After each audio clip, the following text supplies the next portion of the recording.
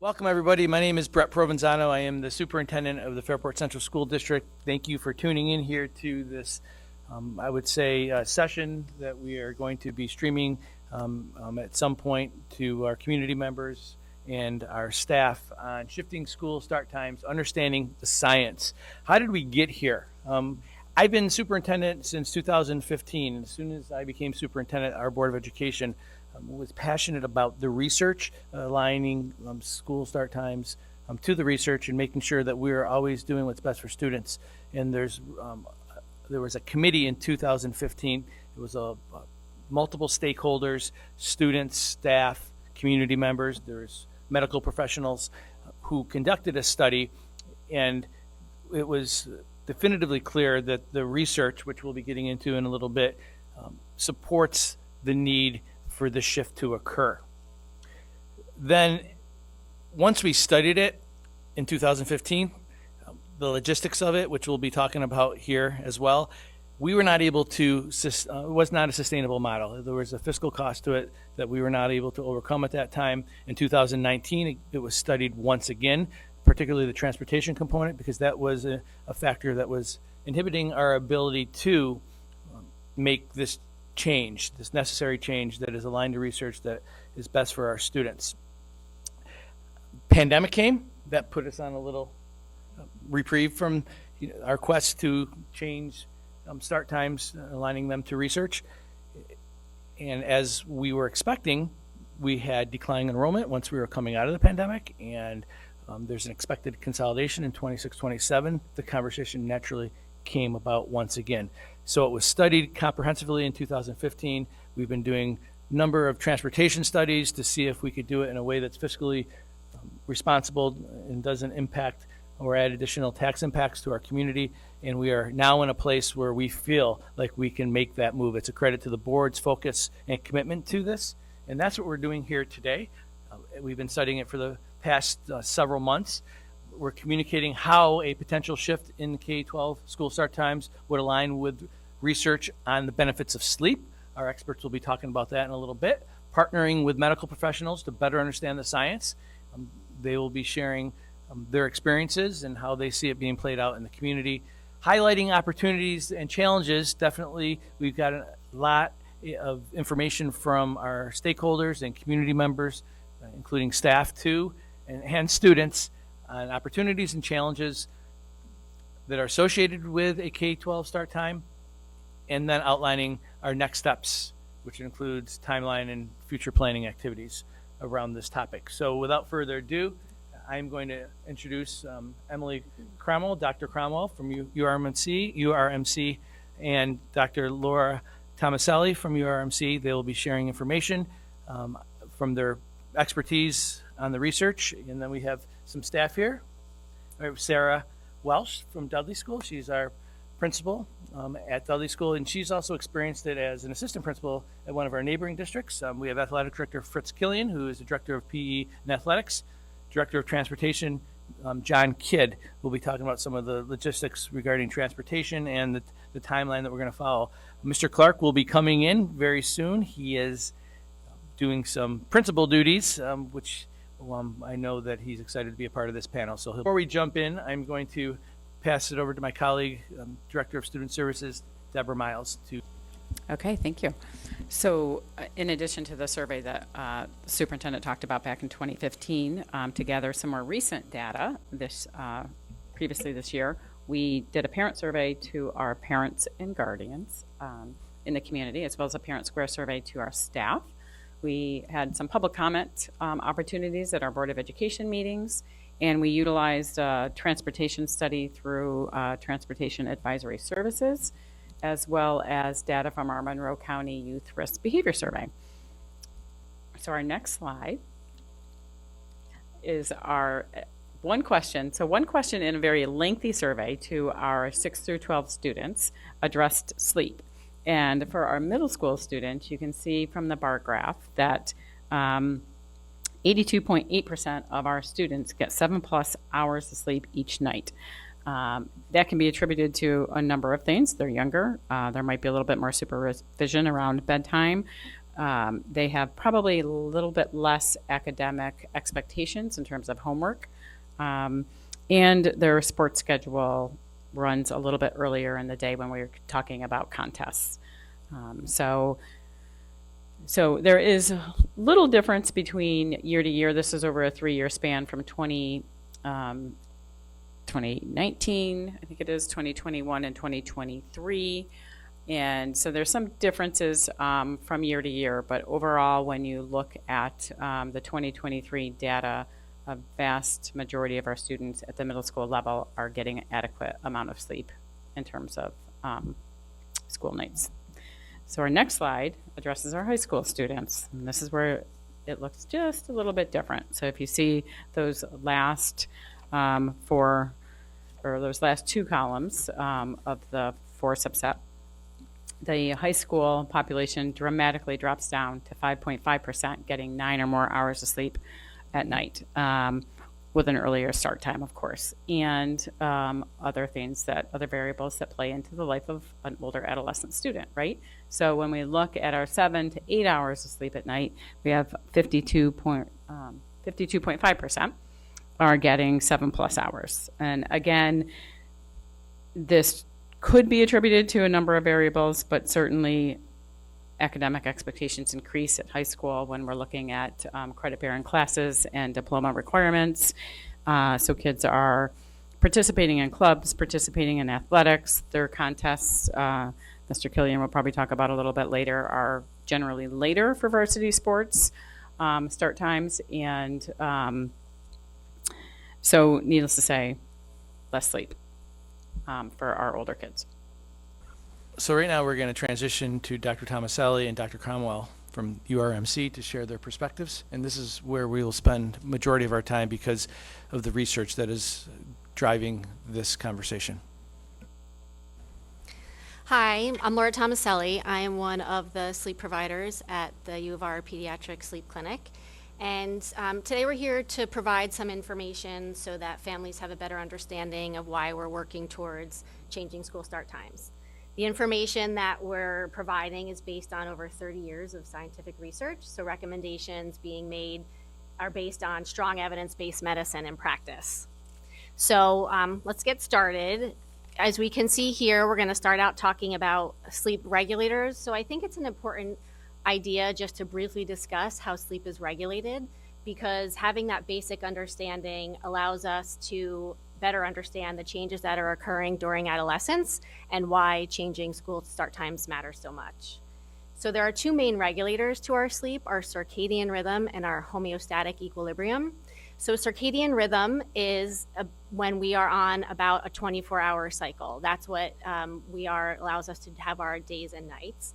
And it's basically the way the brain and body convert information about day and night into the processes that it needs to proceed with and functioning on a normal day-night cycle.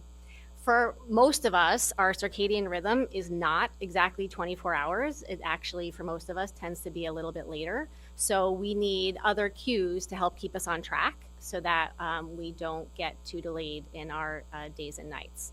The 2 main things that regulate our circadian rhythm are light and melatonin. So light is the most important. In particular, sunlight is the strongest cue to our circadian rhythm. And that's when we see light, the brain, there's a direct connection from the eyes, a direct pathway to the part of the brain that regulates our internal clock. And when light gets in there, that says, oh, it's daytime, it's time to be awake, and it inhibits sleep. That is something that is important for the circadian. Melatonin, which a lot of people probably are aware of and have heard of before, is also important, but it has the opposite effect. So melatonin is a hormone that's naturally secreted by the brain. It gets secreted in the evening time when there is no light, and that's a cue to the brain that it's time to settle and get ready for sleep. The homeostatic equilibrium just basically means our brains and bodies always want to feel just right. We are meant to function within a set of physiologic parameters that keep us functioning at our best. And when we start to veer away from those things, our body has checks in place to keep us on track. And sleep pressure is something that helps regulate our system with that. So I basically look at this like a sleep battery. As we sleep throughout the night and we have a good quality, sufficient sleep, our sleep battery gets charged, and come morning time, our sleep battery is full. And then our brain sees that and it says, okay, my battery's full. It's morning time. It's time for me to be awake. I don't need to be sleeping anymore. And then as we go throughout the day and we're awake and we're active and we're burning energy, that sleep battery gets depleted and that sleep drive or sleep pressure builds up throughout the day to the point where we get so low on our battery and our sleep pressure is built up so much that we're able to go to sleep at night. So it's most important if we allow our bodies and brains to work as it's meant to, and these regulators are on track, and we're going to feel our best and function at our best when we're allowing these regulators to do their thing and getting sufficient sleep and following our natural rhythm. So then, now that we know a little bit about the basics of sleep, we can talk a little bit about how things change during adolescence. And one of the very prominent articles looking into adolescent sleep and insufficient sleep referred to adolescence and its sleep and the way adolescents sleep as the perfect storm.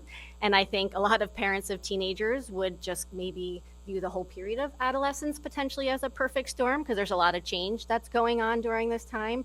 But in particular, what we're here talking about today is how there's changes with sleep and the regulation of sleep and how that can make it difficult for kids to get sufficient sleep. So going back to the circadian rhythm, so the circadian rhythm timing changes during puberty. And there's the graph that we see in front of there is just a picture of melatonin secretion. And we can see that there's two different curves. The first solid blue is what's going on in childhood. So that rise is the peak secretion of melatonin that happens when in the evening time, when it's time to get ready for sleep. When we hit the top of that peak, that's when sleep is typically happening. The next curve that's shifted a little bit, we can see that dashed line, that's the adolescent curve. And we see that that rise is starting behind the first one. It's starting later, and it's getting to a peak time when the brain is able to get to sleep with the help of melatonin at a later time. On average, that's felt to be about 2 hours. So the delay, due to puberty, the changing of melatonin, the delayed sleep phase in adolescence is felt to be starting about 2 hours of what it typically is during childhood. And this also is, circadian rhythm also changes too, because the teenage brain is not as sensitive to some of the other cues, in particular light. So we talked about light being really important to keep us on track, but the teenage brain, as we found, doesn't respond as much. So when we are, as adults or younger children, in the morning, light starts coming in our room, we see our brain realizes there's light, it's time for us to get up. The teenage brain doesn't pick up on that, and the light doesn't have as much of an effect. In addition to the other regulator, the homeostatic equilibrium, that sleep pressure that we talked about, that drive for sleep that builds up over the day, it tends to build up slower in the teenage brain. And so they need to be awake for a longer period of time before their brain is ready to get to sleep. And I always like to try to relate it to something that I'm experiencing so I can try to understand. And when they looked at the data and we compare an adult sleep need and cycle compared to a teenage sleep need and cycle, when we're waking our teens at 6 a.m., it's very similar to you as an adult trying to wake up at 4 a.m. And you can imagine that when you wake up at 4 a.m., at least I know for myself, it's not going to be the best day. I'm going to feel tired. I'm not going to be able to focus and pay attention. I'm going to really struggle. And so it's not ideal for them to be feeling and functioning at their best when they're waking up so early. All right, so I think this leads to another natural question of how much sleep is enough, and how do you know if your child's getting enough sleep? So broadly, when we're thinking about teenagers, we look at this band of about 8 to 10 hours of sleep per day. And obviously, as you're going older in the band, you're looking at a lower sleep need. And so we look at a couple different areas when considering this question. So first, is the teen how are they functioning during the day? Do they have enough energy to make it through their entire day? So we would notice things like, are we dozing off in class? Are we taking a long nap after school? These would be signs of insufficient sleep. The other main thing we look at is this teenager falling asleep at roughly the same time each day, 7 days a week, And are they waking up at the same time each morning without heavy reliance on an alarm clock? So I know from being in clinic that a lot of teen parents are probably laughing at that because teens are notoriously challenging to wake on school mornings. And that goes to the fact that they're chronically getting less sleep, but also that sleep clock timing issue that Dr. Tomaselli was talking about. Additionally, teens are really good at sleeping in on the weekends. And oftentimes you'll see that they're sleeping several hours later on the weekends than they do during the weekday. And these are both signs that they're getting insufficient sleep and the timing. In clinic, I often talk to teens about sleep as a drive, similar to how we think about hunger as a drive. And so we would all consider it not to be healthy if we were eating very little during the week and then binging and eating a lot on the weekend. And the same is true for sleep. So I arranged the data a little bit differently, but when looking at Fairport High School students, their responses, what I saw is that 75% of students are reporting less than 8 hours of sleep. And we broadly consider less than 8 hours of sleep insufficient sleep. What I found more concerning is that 42% of Fairport High School students are getting 6 or less hours of sleep. And while these numbers are concerning, they are not surprising. They are not surprising at all.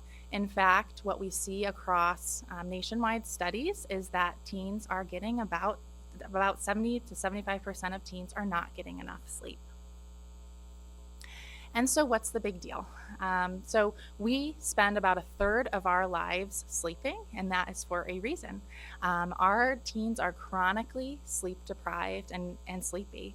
And so we know that we need to get them sufficient sleep to function their best. And so this is, again, not an emerging area of research. We have decades of research talking about the impact of not getting enough sleep. But today we're just going to kind of give you the cliff notes to help you understand what insufficient sleep can do to our students. And so we'll broadly talk about academic functioning, physical health, emotional health, and safety.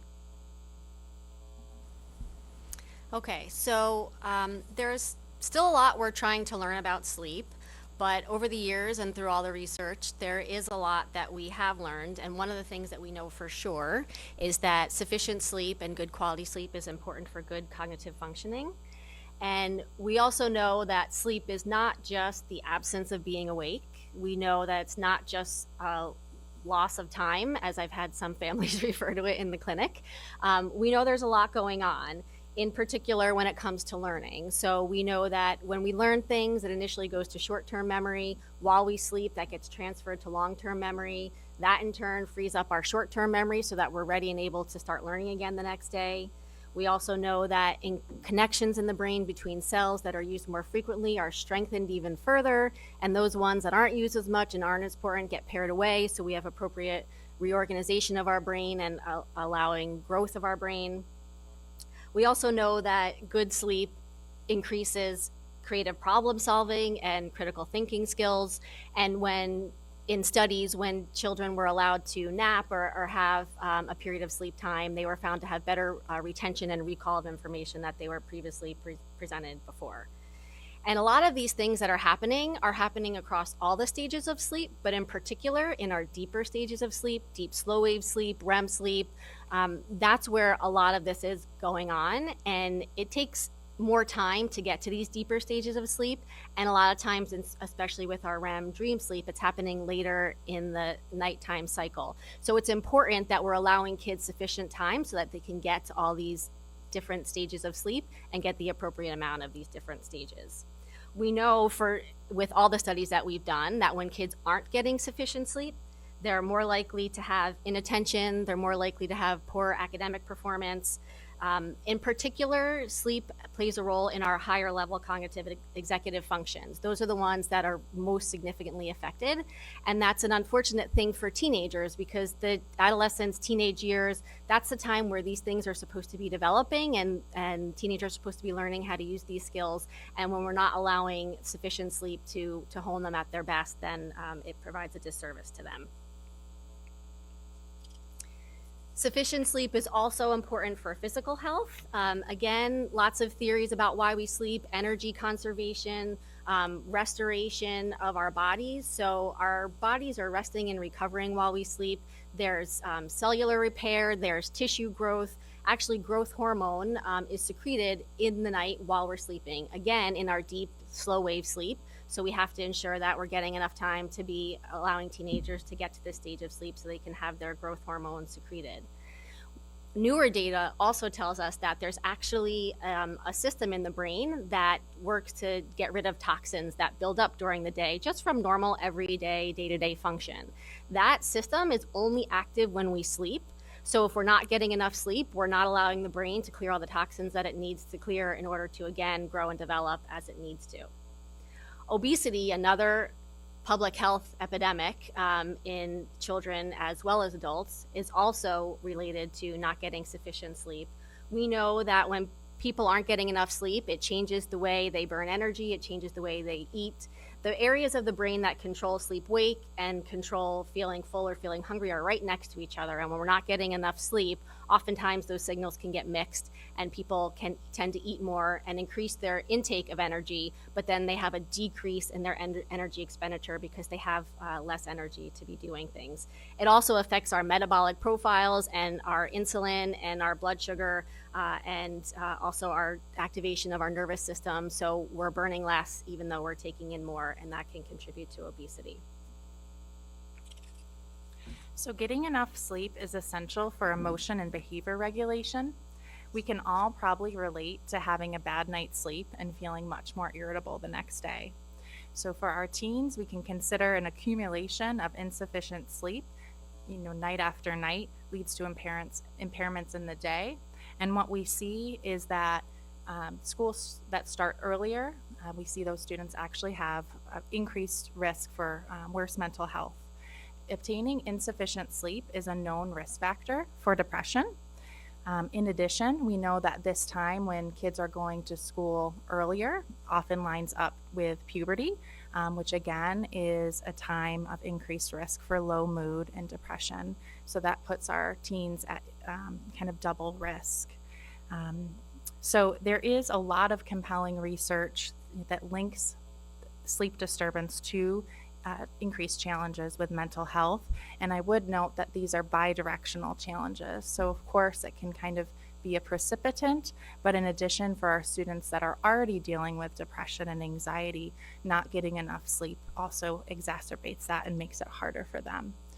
There is a line of research that's been examining how sleep relates to suicidal ideation, and we do see when we have lower levels of sleep, we see increases in suicidal ideation and behavior.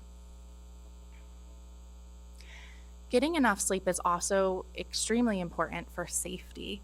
Research has demonstrated experimentally that the level of impairment in decision-making and reaction time for sleep deprivation is comparable to that of alcohol intoxication.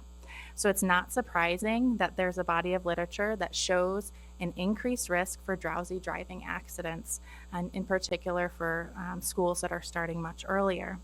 Additionally, for our teens, compared to older adults, they are much more susceptible to these accidents due to being inexperienced, and also they tend to overestimate their confidence in their driving abilities. You can imagine if you're not getting enough sleep and that is impacting your motor coordination, your balance, your reaction time, all of these things are going to make it more likely that you could have a sports-related injury, a musculoskeletal injury, and we do see that in the research as well. Students that are getting less sleep also engage in more risk-taking behaviors. So there was a great study that showed that students who were reporting sleeping less than 7 hours on school nights were more likely to report several injury-related risk behaviors, including infrequent bicycle helmet use, infrequent seatbelt use, riding with a driver who had been drinking and driving, and texting while driving. And that's compared to students that are getting sufficient sleep. So I think the big question is, if we change these start times, does that actually help? Do our teens, do they actually get more sleep? And so there is a relatively small but growing number of districts that have made this change. And so we are able to look at this longitudinally. So we're able to study these schools before they make the change in the time and then after. And so for the studies that have been able to do this, we see across the board that teens are getting more sleep. It does matter, the exact timing change, but on average, we're seeing about 45 more minutes of sleep. We also see a lower weekday to weekend difference, as I was referencing earlier, and we see less sleepiness. Additionally, we see an improvement in attendance and graduation rates. There was a recent study that actually looked across about 30 high schools and a number of different districts that have been able to do this shift, and they found statistically significant improvements in attendance and graduation. Additionally, we've had a number of really neat studies that have looked at those drowsy driving accidents in motor vehicles. And again, following those districts that have been able to make this change, they can see a few years down the road that when they compare that district to a neighboring district, they actually objectively see less of these motor vehicle accidents. We also see improvements in adolescent alertness, mood, and health. Okay, So a lot of questions arise about how this is going to affect all children. And we know from other schools that in order to be able to start middle school and high school after 8:30, which is how it really makes a huge difference, more than often it needs to involve swapping of start times of the schools for the younger children. And so that's understandable how this can be concerning to parents of younger children, worrying about whether or not their younger children are going to be able to get sufficient sleep when they have to be up earlier.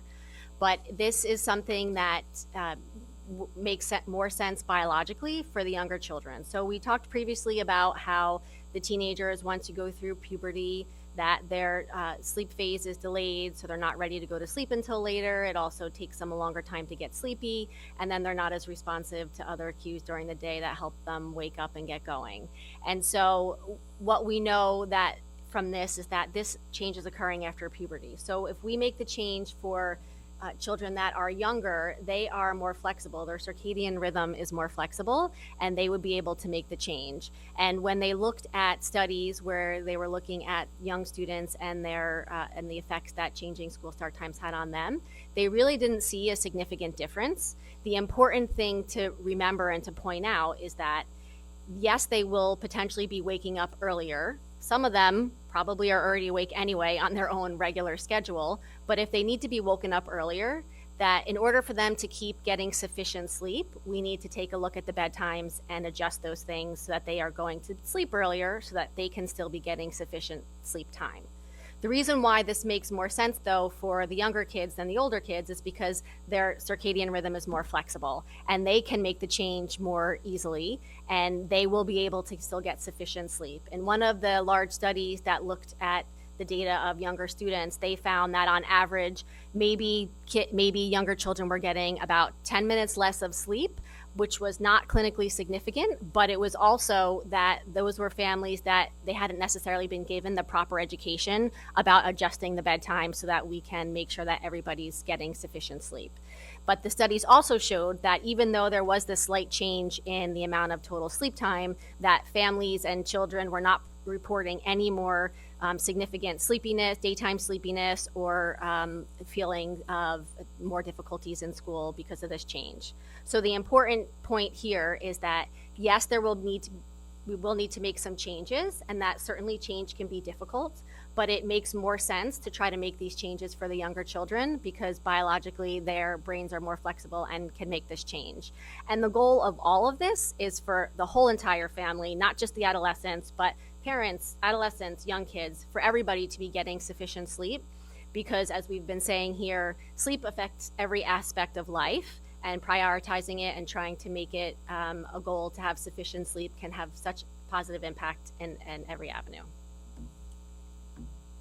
So as you've been hearing, there's a substantial body of research that has demonstrated that delaying school start times is an effective countermeasure to the chronic sleep loss, and it also has a wide range of potential benefits for our students in terms of physical, mental health, safety, academic functioning. So there really is no debate in the scientific community about the importance of delaying school start times. In fact, there's expert consensus, and you can see here there's a list of prominent organizations that have all made public statements about the importance of schools starting for the middle and high schools starting later than 8:30. And you can see there's a QR code there if you want to scan that, and there's if you're interested in all of the references on the numerous studies that have been done to this effect. I will say that, this has been a long time coming, and I think that it's kind of gaining traction. And what we have seen is that California was the first state to pass a law making it unacceptable to have a high school start earlier than 8:30. And interestingly, Florida followed suit last year with similar legislation. And so what we see is that there are several states that are considering this legislation, and it's one of them actually being New York, and that's kind of in various stages of review. And so when we're thinking about this for the Fairport School District, I think it's great that you're thinking about it proactively at this time. Like Dr. Tomaselli said, I don't think that this is going to be easy, and change is hard. There's going to be a lot of logistics to work through, and there's definitely going to be some challenges, things that you anticipate, things that you can't.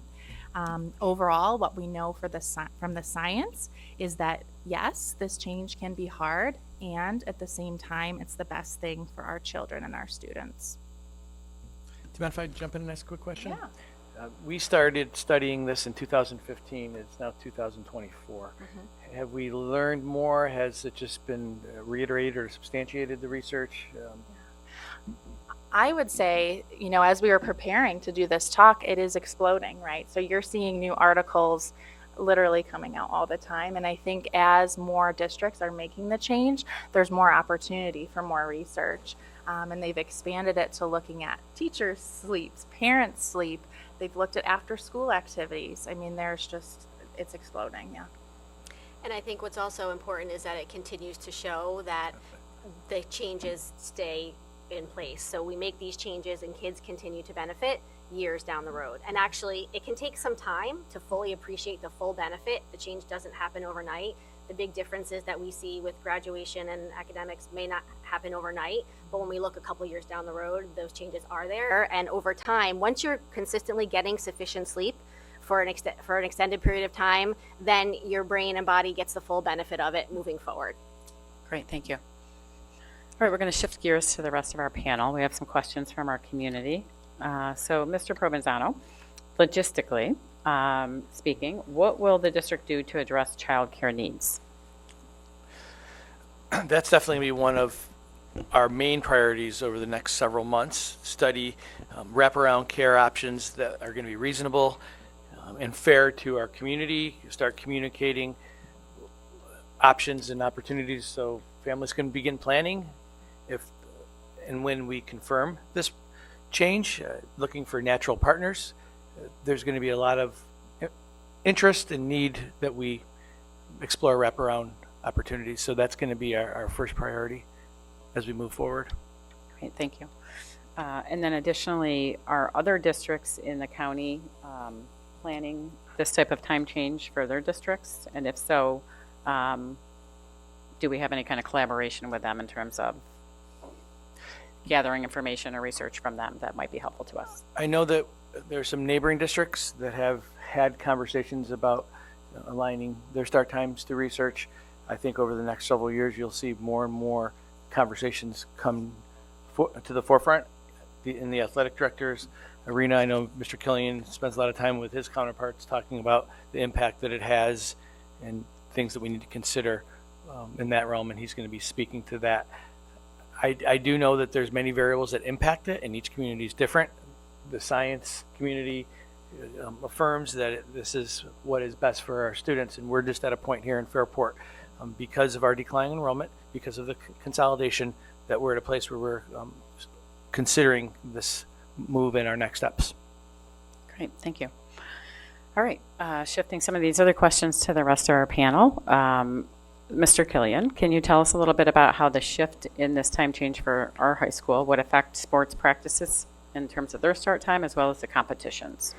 Yeah, there's going to be some instances where some practices may have to start later. Then there's going to be some teams where it's not going to have any impact, because we do have some teams that just naturally will start later because of the facilities that they're already using, because of the coaches that we employ. And even though we do have coaches that are employed year to year, we are getting a model where you have more and more coaches that are working outside the Fairport Central School District or not necessarily teaching in the high school. So we already do have that culture where practices are already starting later. In terms of the start of competitions, our league has made adjustments probably 7-8 years ago, where the majority of our after-school contests are already starting at 5 or 5:30, and that's been due to different reasons, not just, or actually not at all, due to the change in start times. It's more due to the lack of officials or transportation constraints. So this is actually going to help everybody, the entire league, and it's not uncommon for any after-school contest or an early contest in the afternoon to really start as late as 5:30. I actually feel this is going to help our scheduling process. So I'd even add, and I know Mr. Clark can attest to this, right after school, there's this gap of time, and it's very important. And if we can make it structured and organized, that's going to ultimately reap benefits for managing the school environment. Yeah, absolutely. I think logistically speaking, we have a lot of student athletes that are, after school and don't have a ton to do. And so running the day a little bit later kind of removes the need for that. Still provides opportunities for assistance. We'll talk about that in other questions, so I want to talk about that now. But there's definitely a gap of time where their coaches are not able to get here and student athletes are waiting for practices to begin. Great. And on that same note, Mr. Clark and Ms. Welsh, can you talk a little bit about how this shift in time and shift in athletics might affect kids being part of extracurricular clubs? Again, at the high school, Brett's remarked about the consolidation. I think just the extracurricular activities in general, that's something that we're going to have to continue to work through in terms of like the choices that we have as we merge our buildings together. And but I think that when it comes to the club component of things, that 10th period, if you will, I don't see anticipate that being an issue. I imagine working with John and transportation will still offer late transportation. And the majority of the clubs meet in that first 40 minutes or so right after school lets out. And so, again, I don't anticipate that has any significant impact on extracurricular clubs and activity. I would even say, before Sarah jumps in, that 100% correct. The board is committed to extracurricular activities and making sure that students have them both at the elementary and secondary levels. Yep.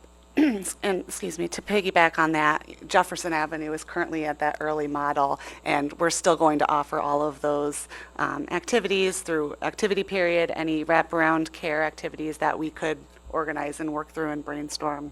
Certainly a priority to make sure all of our students still have the same opportunities. Great, thank you.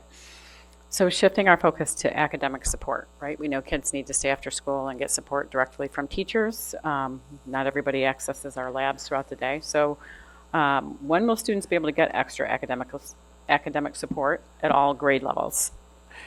To be very candid, I would say that a majority of the academic support is found during the day, not during structured times where students have the classes, obviously, but so much more of our students, because of extracurricular activities, part-time jobs, et cetera, take advantage of teachers' prep periods.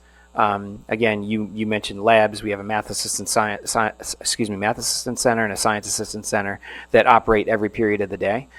So if you were to walk the halls of Fairport High School on any given school day, you'd find students getting help before school, during school, after school, during lunch, during study halls, et cetera. So I think that would continue. You're sliding the window just a little bit, but kids would adjust accordingly. But it's not predominant that you see a ton of kids actually staying after for help these days. And at the elementary level, play, purposeful play, making sure that we're still prioritizing that after the school day. And truthfully, there would be a little bit more time in the afternoons for our younger students to engage in play and socialize with their friends and family. Excellent. So, Mr. Clark, one would think that we're shifting the day later, right? So maybe we come in a little bit earlier for academic support, and there's some sort of office hours, if you will, for teachers to be able to meet with students. If we were to go to some type of model like that, even if it was, voluntarily by teacher to teacher or subject to subject, does that negate what we're doing here, right? We're shifting a later time, hoping kids sleep in, and then maybe asking them to come in early to attend to their academics. Again, in terms of the way that we're sliding the window, the length of the school day is pretty much the same. And I think that, talking about adding a half an hour on the front side of that, it's still after 8:30, to get that help. Again, I would argue very few students stay after school. They more or less, when you mention office hours, are communicating with teachers to find out when they're free. One of the things that I'll make a connection to the consolidation that we've focused on is to ensure that there are open classrooms throughout the day, so that teachers have that ability to say, "Hey, I'm free fourth period. Why don't you stop in and see me?" Or I'm in the English workroom. Why don't you stop by and I can give you some assistance with something like that. And again, that is the culture of Fairport High School that would continue. It's been an area of focus and priority in our consolidation plans. I would also have to say, Dr. Tomaselli or Dr. Cromwell, we're speaking that change is hard, and there's going to be some natural shifts, and we might see things being done differently, but we'll be addressing those needs. Our Fairport teachers help and support students. Just very naturally, you're right, there might be a shift in a transition, but I think that's just in our DNA. Again, the last thing I would just say is it's also kind of dependent on the teacher. We have teachers that come to school 2 hours before school starts because their family lives prevent them from staying after. So some of that and about adjusting to high school life is finding out, when is your teacher available and adjusting to that. So there's some give and take in there for both students and staff. Excellent, thank you. One last question in the realm of academics. In thinking about our academic programming here at Fairport High School, we have students who participate in alternative programs, students that participate in CTE and BOCES programs that are off campus. How does our shift in time impact our students being able to go to those programs? If anything, I would anticipate that this helps us, primarily for the reason that we're one of the only component districts that tried to slide a period of instruction before BOCES. Even though we're the closest component school in Monroe 1, to get students, the things that they need first period. Having it slide later in the day just means that we don't have to try to fit it in. For years, our students would get to BOCES a little bit late, probably 10 minutes into the first instructional period there. So again, sliding this a little bit later means that we have that more available section time back at Fairport High School after they've completed their morning program. So I think that brings us in line with some of the other school districts and is more feasible for us, especially with students that are in credit recovery or trying to make up credits from prior years. We have more time in the day to recover that. Great, thank you. All right, Mr. Kidd, you've been sitting there patiently, so I have a few questions for you. Will elementary school start times still be staggered, or will all elementary schools begin at the same time? So the district has studied a number of different options and and plans to maintain the three tiers of start and end times that we currently have. So we would still have 3 elementary schools, Brooks Hill, Northside, and Dudley, together, and the 4th elementary, JA, would be paired with the middle schools on their tier. It's the option that really contributes to efficiencies and does not require additional resources or buses and bus drivers. Okay, great. With that in mind, how will this affect the amount of time that our students spend on the bus every day? We really don't expect to have any significant change in the amount of time that students are on buses. Okay, and do you have an estimate of what your anticipated earliest pickup time might be at the elementary level? For the majority of for the elementary students, the earliest pickup time would be around 7 o'clock in the morning. We don't anticipate, unless there's a odd out of catchment situation, we wouldn't anticipate anything earlier than that. Okay. And to do this, will the district need to put different grade bands on the same buses? For the majority of our home to school, school to home students, no, we wouldn't see anything different. There might be some odd club things where we might have to do something, but no, we wouldn't have additional students on. Great, thank you. All right, that concludes our questions from the community. Does anybody have anything else that they would like to share from their perspective, either at the district level, the building level, or from our medical professionals? Any questions or any other thoughts? I would just like to commend the district for considering this change. As a provider, I'm in sleep clinic, and I see a lot of high school students, including lots of Fairport students. And part of my intervention is always giving education about sleep and how sleep is regulated. And it is really challenging to sit with a teenager and explain the science behind their sleep and how it's regulated, and then say, well, but school's this way. And so you just have to really suck it up and just do it, even though for your mom, it might feel like 4 a.m. And so I just really want to commend you for considering it, because it will make my job a little bit easier, and I'll probably see less Fairport students. So I've got plenty of space. I would agree with that, and I think it's great that you're making this a priority, and hopefully this will be something that will follow with other districts as well. And I think the main thing that I always want to get across, especially to my teenage patients, is that sleep is one of the things that can make a positive change in everything else that you're doing in life, how you're functioning cognitively, physically, mentally, and making it a priority is an extremely important thing. And I think by you guys looking at this and trying to make this change, you're showing that you realize that this is a priority, and you're taking the first steps to try and make this change. So hopefully families will be able to follow along. Great, thank you. Thank you. And I would have to say that's a credit to our Board of Education, who's definitely kept their focus in primary objective is to align the schools to our start times. And the research is critically, like you said, it's unrefutable. Like, there's no debate in the science community. And in these days, that's really hard to accomplish. So relative to the academic and cognitive, the physical, social, emotional, and safety impacts, I think the research stands firmly. So we appreciate your expertise. Dr. Tomaselli and Dr. Cromwell, our partners from U of R, always comes forth, and we really appreciate your partnerships and the expertise that you shared today. To our other distinguished panelists up here, we really appreciate the expertise and the care that you put into your work, and we'll be developing this more in the future. So thank you. I would have to say our next steps, we're going to continue to study the logistics of the wraparound care like I expressed earlier. We're going to work with our Monroe County counterparts. There's Section 5 implications. I know Mr. Killian is really tied in tightly to that community, making sure that that's a seamless transition, because we know that that's incredibly important to our community, and we can't miss a step there. Community has a vested interest in this, particularly some of our child care and our wraparound cares, developing those networks, the town, the village. I know that they'll be an important part of our next steps, and collaborate with our staff on extracurricular and co-curricular and interscholastic athletics, because we don't want to miss a beat there. The commitment is stronger than ever, because we know how important these opportunities are for our students. And I will be making a recommendation to the Board of Education.